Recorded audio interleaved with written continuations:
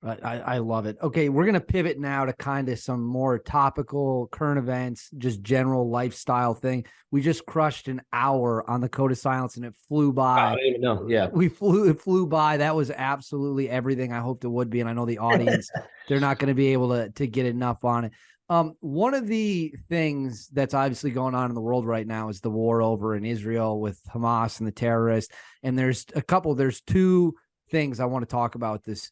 Number one, as anyone who watched our first interview knows, you were on a very famous hostage rescue mission, and you have some experience. You have experienced direct hostage rescue experience. I understand that no one has any idea the specifics of what's going on in Gaza. I'm not asking for specifics. I don't know them. You don't know them. Outside the people there, nobody knows them. The American public seems to think that everything is a movie or a video game. Like you can just swoop in, you can just blast your way through any setting, and all the good guys live, all the bad guys die, nothing goes wrong. Can you explain to the audience the difficulty of trying to do a hostage rescue mission in a city where 1 million people hate you and a lot of them are armed to the teeth?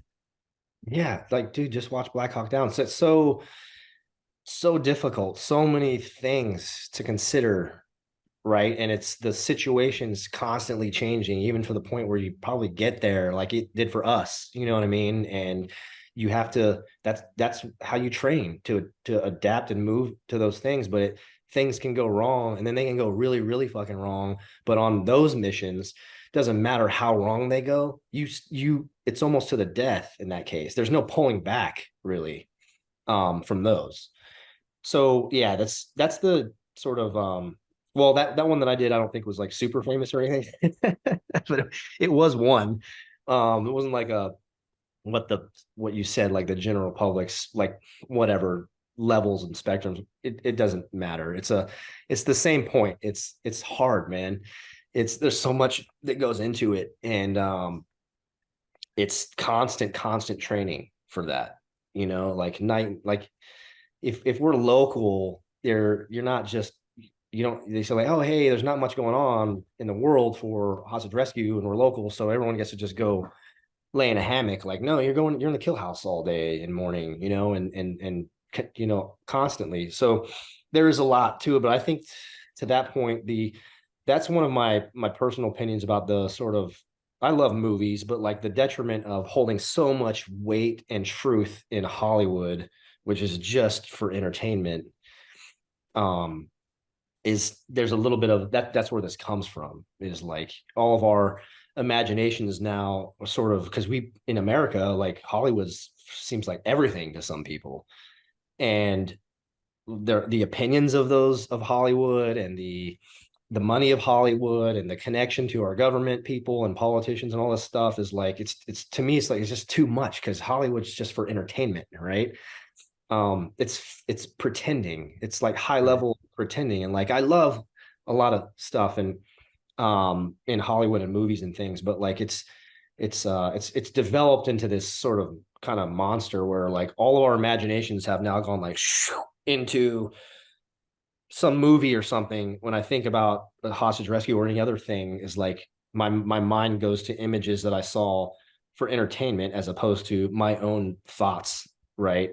And and experiences in order to sort of create my own imagination or thoughts about something like that, right? Do Video you game.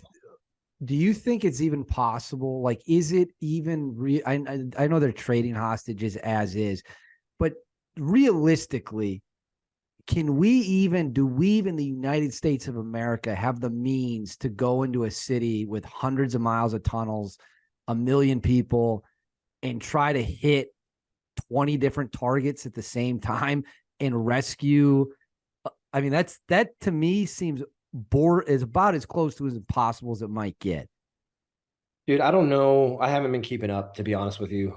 I've been keeping up with, like, I look at 1440 Digest as my news. I'm trying so hard to not, you know, it's like make my posts for my things, scroll a little bit, get off, and do that twice a day or something. So a lot of people are getting their information from like straight up social media stuff, which is all propaganda. Terrible. Like not even, and that's even worse than getting it from other people's opinions on TV from news supposed news people, but there are still some, like, there's still newspapers, and there's still, this 11440 digest is like, there's no opinion allowed in it. Okay. It's an email. You get an email every couple days and it goes through. So like, that's how I've been keeping up with it and sort of skimming over it. So I don't know the intricate details of the hostage stuff that was going on. I just know both sides had some, mostly women and children. But to answer the question is like, my opinion is yes, our military is the most amazing military in the world, right? And so it's the best one that's ever existed. And Right. Minus public opinion, which is valid in these different wars and conflicts we go through, the full force, if ever applied by our military, it's the greatest, like, military that's ever existed in civilization. It just is.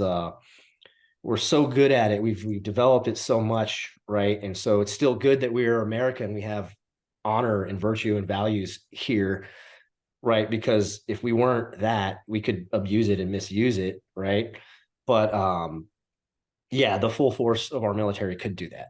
That's It's really hard. It would be really hard work, right? And we've done impossible things all the over and over again, So yeah.